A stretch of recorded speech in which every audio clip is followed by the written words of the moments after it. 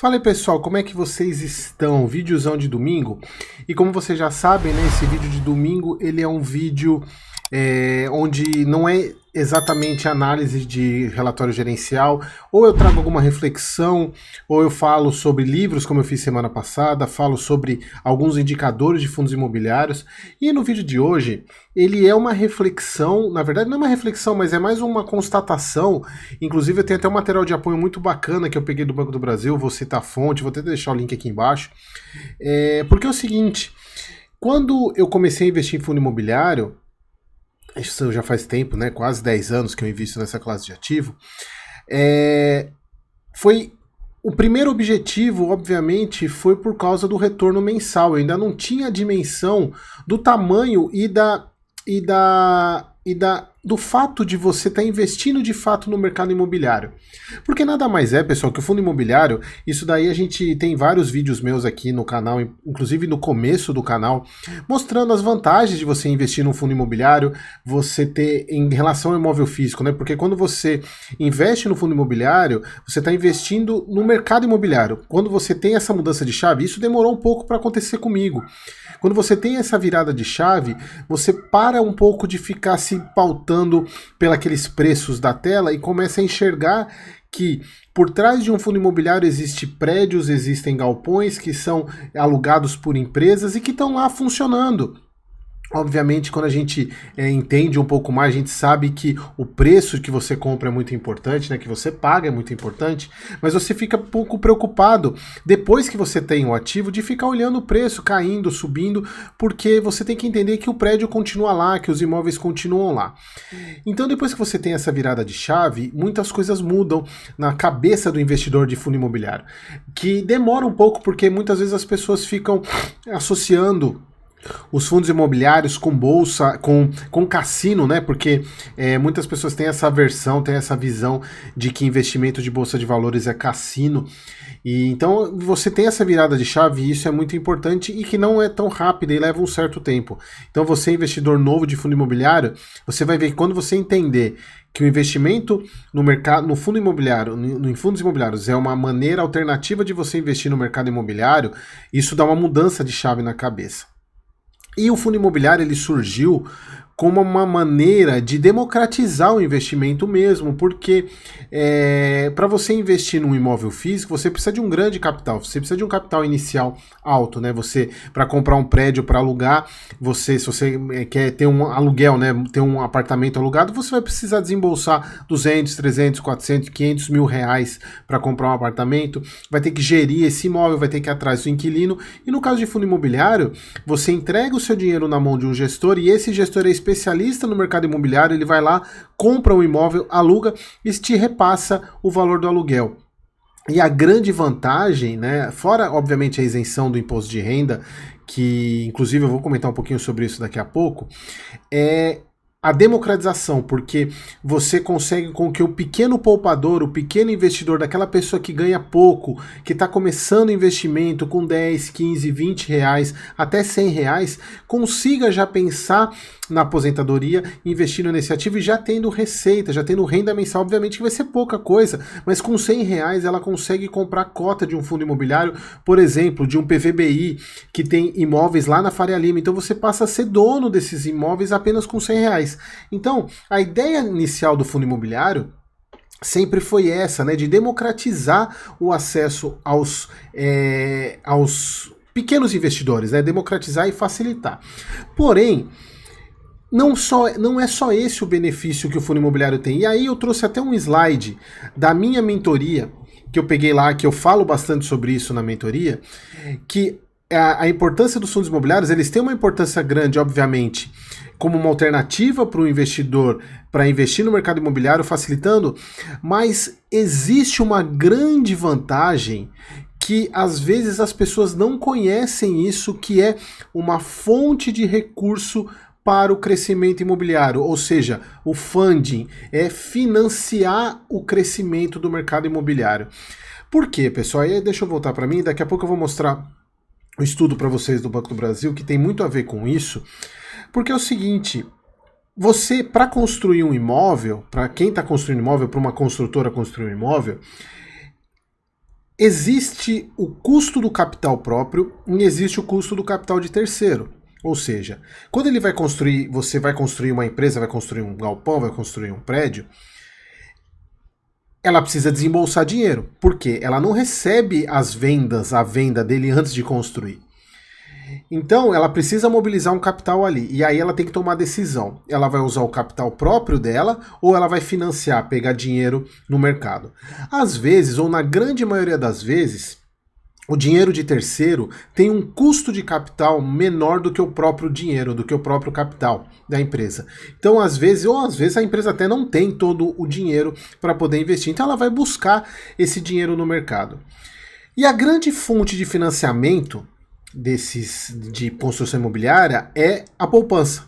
São o dinheiro da poupança dos brasileiros, né? Que está em poupança nos bancos mesmo.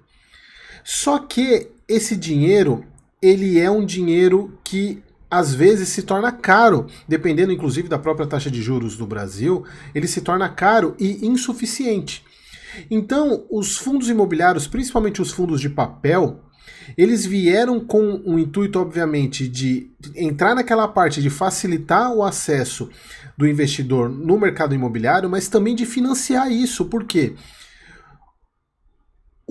A securitizadora, ela pega o dinheiro do investidor, envelopa num CRI e empresta esse dinheiro para uma empresa construir um imóvel.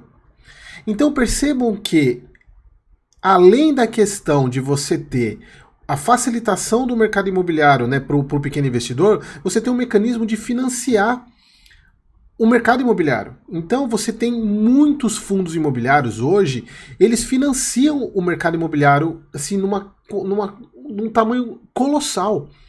Além de você ter, obviamente, os fundos de tijolo, que tem, você compra imóveis, porque de um lado você tem o fundo de tijolo que compra o imóvel, então você tem a demanda pelos imóveis, só que do outro lado você precisa ter a oferta, ou seja, você precisa ter o estoque de imóveis aumentando para poder suprir essa necessidade. E aí, então, percebam que os fundos imobiliários, eles atuam nas duas pontas, tanto na ponta da demanda por imóvel, quanto na oferta, o joinha aqui, quanto na oferta.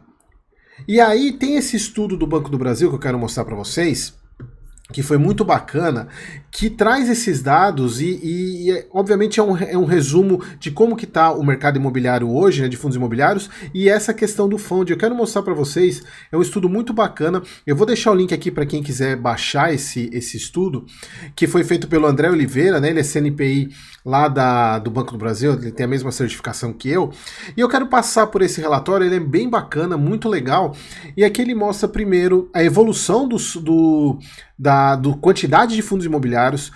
Desde junho de 23 até junho de 24, a gente saiu de 369 fundos listados no mercado para 439, é uma quantidade muito grande, né, se a gente for ver, em termos de fundos em negociação. E se a gente pegar nos últimos 5 anos, a gente sai de 100, menos de 100 para esses 400, é uma evolução muito grande.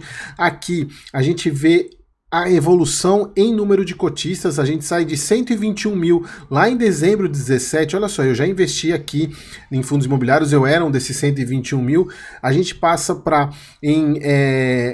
praticamente 7, 8 anos, de 121 mil para 2 milhões e 700 mil.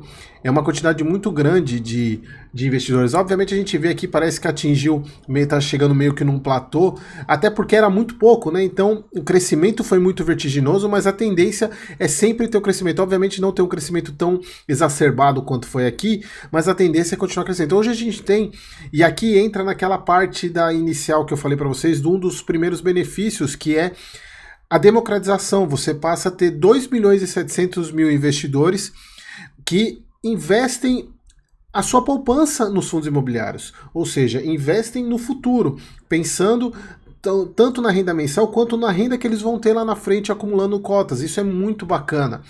E aqui a gente vê que 76% desses ativos, dessas cotas que estão em custódia de alguém ou de algum ser, 76% estão na mão de pessoas físicas, ou seja, dos investidores, dos pequenos investidores. Então, o fundo imobiliário ele tem essa característica até que corrobora com essa ideia dele de ser uma maneira democrática de investir no mercado imobiliário, porque 76% está na mão dos pequenos investidores. Obviamente que tem investidor muito grande aqui, mas a grande maioria, inclusive, até teve um estudo recente aí da B3 que mostra que a grande maioria das pessoas que entram no mercado investem com R$50 por mês. Até por isso que grande parte dos fundos virou base 10, né? Até para pegar esses investidores, porque uma cota R$100 não atinge esses investidores. Inclusive, é até a própria justificativa desses fundos em fazer o base 10 é se tornar um ativo mais democrático, democratizar ainda mais. Então, 1% está na mão de instituições financeiras, 5% em não residentes, 18% na mão de institucionais, que são aqueles fundos imobiliários que estão por exemplo, o CPTS lá, que tem a carteira dele com fundos imobiliários, o IRDM, então tá aqui dentro, investidor institucional e outros que são outros investidores. Então aqui é um panorama do mercado de fundo imobiliário. Aqui a participação, a composição do IFIX, se a gente for ver, 40% de recebíveis imobiliários, e isso aumentou muito depois da pandemia. Porque até a pandemia não era desse jeito. Surgiram muitos fundos durante a pandemia lá 2020, 2021, fundos de papel. E hoje eles ocupam 40% do IFIX, 17% logístico, 14% híbrido, 11% varejo, 6% fundo de fundos, 9% lajes e 3 outros segmentos. Aqui a evolução do IFIX, né, desde 2010, ele teve alguns momentos, mas a linha de tendência é de alta, de valorização.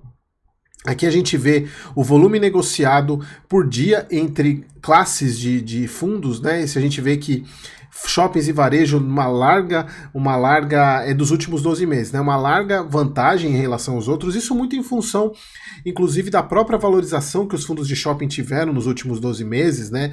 Obviamente agora deu uma estabilizada, até uma piora, mas com a perspectiva da queda da taxa de juros, esses setores são muito influenciados, né? A taxa de juros favorece, a queda da taxa de juros favorece bastante.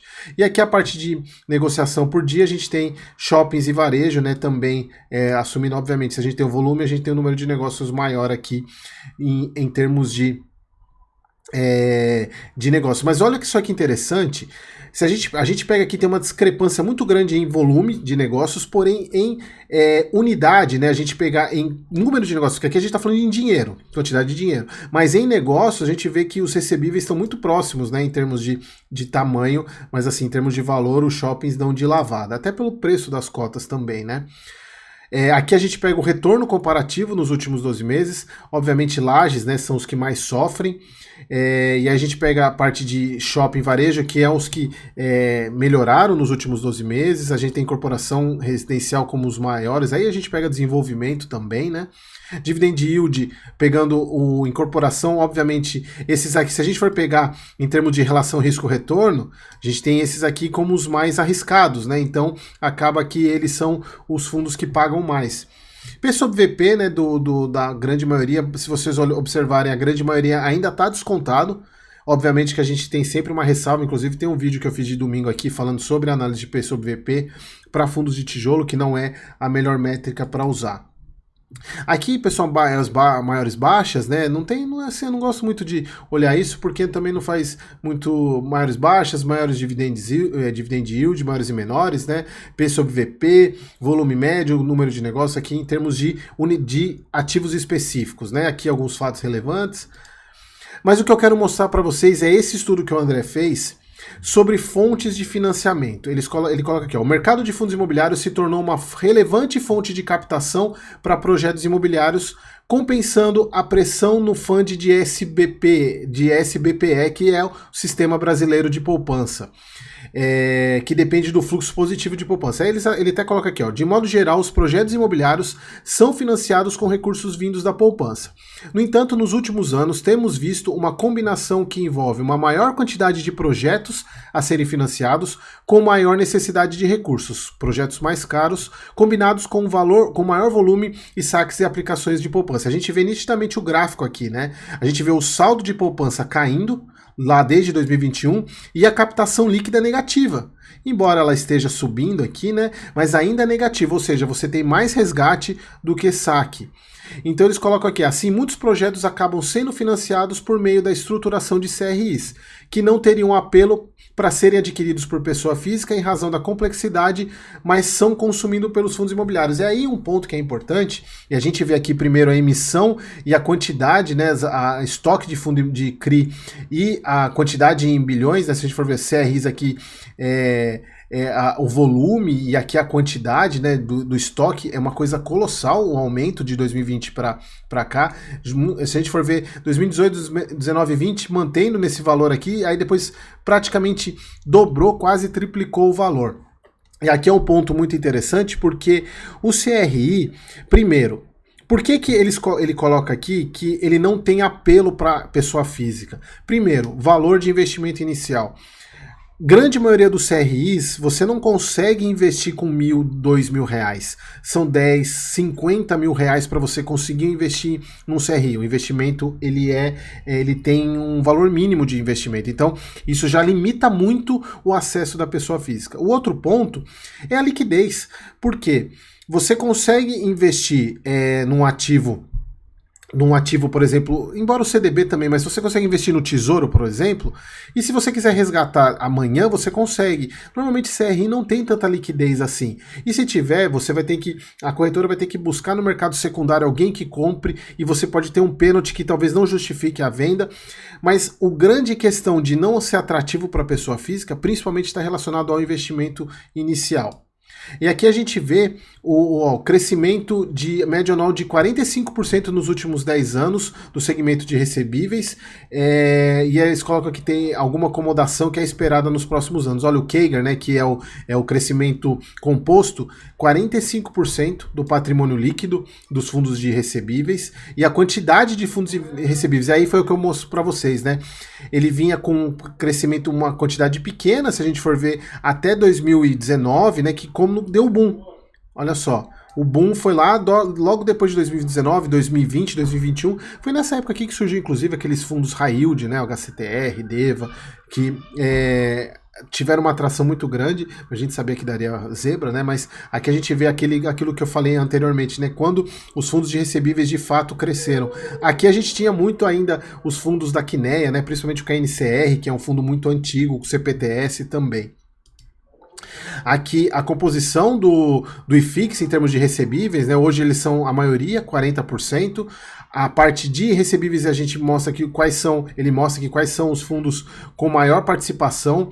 Canip 14%, KNCR 18%, MXRF 7%, KNHY 48%, High Yield da Quineia, RDM, CPTS, RECR 11%, HCR, muitos dos fundos aqui que são acompanhados pelo meu canal aqui. VGHF, embora ele seja um hedge fund, mas ele é muito mais papel também, e aqui outros fundos, né? Aqui a variação de preço sobre valor patrimonial, ainda grande parte acima, um pouquinho acima da média, mas ainda com desconto, e ainda eu falo para vocês, por isso que eu ainda até cheguei a discutir esses dias aqui no grupo do WhatsApp, que algumas pessoas falam que as oportunidades acabaram. Não acabaram não, tem muito fundo bom e descontado ainda. Desculpa, pessoal. Aqui a parte uma foto dos 15 maiores fundos de recebíveis, né? Obviamente o Canip é o maior, o KNCR o segundo maior. A gente vê a questão de quantidade de ativos e a quantidade média, né? A gente vê uma quantidade colossal. E a RDM ainda conta com a questão de fundos imobiliários também na carteira dele, o VGHF também. A duration, né? Que a duration, o que é? É o prazo médio de recebimento dos recursos, em torno de 3,5 a média. Aqui a parte de indexadores, né? Eu fiz até uma postagem no Instagram um tempo atrás mostrando dos maiores fundos, né? Dos 15, no meu caso, acho que foram dos 10 maiores os indexadores. A gente tem os dois maiores nas duas pontas, né? Tanto o Canip, ele é majoritariamente IPCA, o KNCR majoritariamente CDI. A gente vê os outros fundos aqui, né? Em termos de composição, a gente vê que grande parte aqui é IPCA, que é o azul escuro, e o rosinha é o CDI, mas a maioria deles é IPCA. As taxas médias de aquisição, A gente vê que a taxa média base é baixa, né? 3,5, CDI mais 3,5, IPCA 7,86. Na verdade não é tão baixo aqui, né? IPCA mais 7,86, a gente está falando de aquisição, tá? A gente não está falando de marcação, beleza? Aqui a variação do IPCA e do GPM, o spread, aqui a gente vê, e aqui eu mostro para vocês, né? Isso eu falo bastante na mentoria, essa diferença entre a NTN-B e o spread e o retorno dos fundos imobiliários. A gente vê que a gente ainda está com um retorno consideravelmente maior, o que é importante para a gente ter uma relação de risco-retorno interessante. E aqui alguns pontos de fatos relevantes. Mas o que eu queria trazer para vocês é mais para mostrar que, aí voltando naquilo que eu falei do início, da minha preocupação, obviamente, com a tributação. Por quê? Eu até coloco, né, que o mercado vai se adaptar se houver tributação. E aí, é aquele ponto, você não pode investir no fundo imobiliário por causa da isenção, você tem que entender que é um investimento no mercado imobiliário, e aí volta também muito naquilo que eu falei no início, da mudança de chave na sua cabeça, porque a partir do momento que você entende que você está investindo no mercado imobiliário, você não está muito preocupado com a isenção, você tem que aproveitar enquanto ela ainda existe, né? A isenção, até porque imóvel físico tem, o aluguel tem tributação. Mas o que eu quero falar é o impacto, de fato, que não somente para o pequeno investidor, a gente tem que ver que isso é um duplo impacto. Isso até na questão da reforma tributária foi muito levantado com a questão dos fiagros, né, do financiamento do mercado agro, e vale a mesma coisa para o fundo imobiliário. Que além de você estar prejudicando a poupança do pequeno investidor que poupa o seu dinheiro, já é tributado em um monte de coisa, e na hora de ele garantir o futuro dele, ele vai ser tributado também, na questão de financiamento, porque acaba atrapalhando a atratividade desses ativos, diminui a procura e, obviamente, diminui a questão de oferta de CRIs, por exemplo, para serem... Inclusive, até o próprio mercado já está dificultando isso, na questão do lastro, né? A gente falou há um tempo atrás sobre isso, mas isso dificulta também. Então a gente tem que ficar atento, tem que brigar por isso, né? Então a gente tem uma equipe grande aí no Brasil lutando por esses direitos. A gente tem a Frente Parlamentar do Agro lutando pelos fiagros, que acaba lutando a favor dos fundos imobiliários também, as casas de análise. Tem muita gente boa aí lutando para isso não acontecer. Mas o que eu quis trazer para vocês é para mostrar esse ponto que às vezes as pessoas acabam esquecendo da importância do fundo imobiliário para a economia brasileira. Não é apenas para o investidor, e sim como um excelente e grande financiador do mercado imobiliário atualmente, e a tendência é cada vez mais crescer. Isso vale também para os fiagros, né? O próprio Tassiano fala muito isso, que o Plano Safra ele não dá conta hoje de financiar toda a produção do agro. Então o mercado de capitais vem e vai continuar crescendo e talvez se transforme até na maior fonte de financiamento, como é nos Estados Unidos. Nos Estados Unidos, pessoal, o mercado de capitais, tanto para empresas, para REITs, né, que são empresas ligadas ao mercado imobiliário, elas são os maiores financiadores da parte de geração de crédito, não são os bancos. É o mercado de capitais. Então a gente ainda está engatinhando nisso, né? Mas a gente tem muito para crescer, e acho que era isso que eu queria trazer para vocês. Essa visão de que o fundo imobiliário não é apenas somente para o investidor a vantagem de ter uma renda mensal, mas também para o mercado imobiliário. Beleza, pessoal? Então, espero vocês no próximo vídeo.